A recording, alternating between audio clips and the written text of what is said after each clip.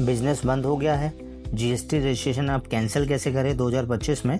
इस वीडियो के थ्रू हम ये जानेंगे कि आप जीएसटी रजिस्ट्रेशन कैंसिल कैसे कर सकते हो। तो जैसे आप देख रहे हैं हमने जीएसटी पोर्टल खोला हुआ है।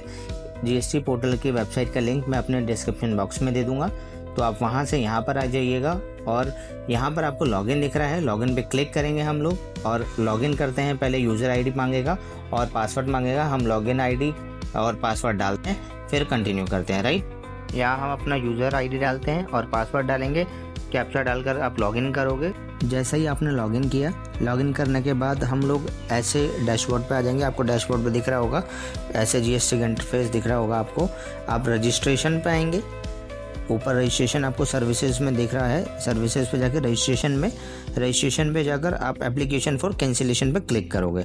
राइट, जैसे हम क्लिक करते हैं तो आपको ऐसा इंटरफेस देखने को मिलेगा। लाइक बेसिक डिटेल्स हो गई, कैंसिलेशन डिटेल, वैलिडेशन है ना, बेसिक डिटेल में आपकी बेसिक डिटेल्स आ गई।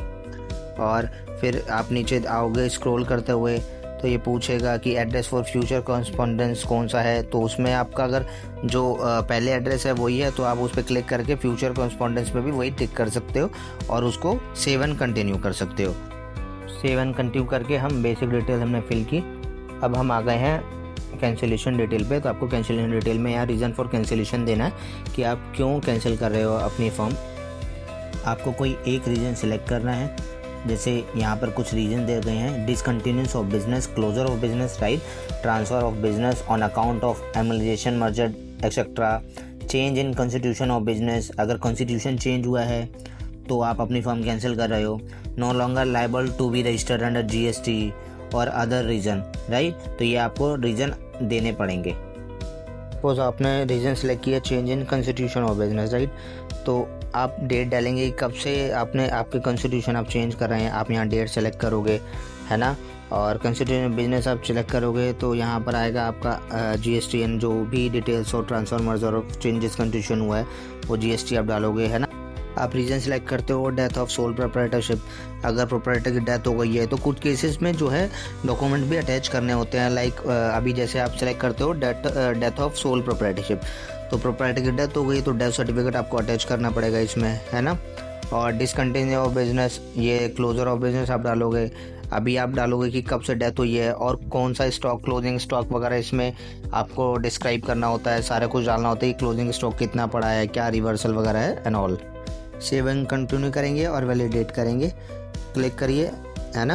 क्लिक करने के बाद आप यहाँ पर प्रोप्राइटर नेम सेलेक्ट करिए, पार्टनर है तो जो भी पार्टनर का नेम सेलेक्ट करेंगे, स्टेट डालेंगे और ईवीसी के थ्रू अगर आपको ओटीपी से सबमिट करना है तो ईवीसी के थ्रू करेंगे।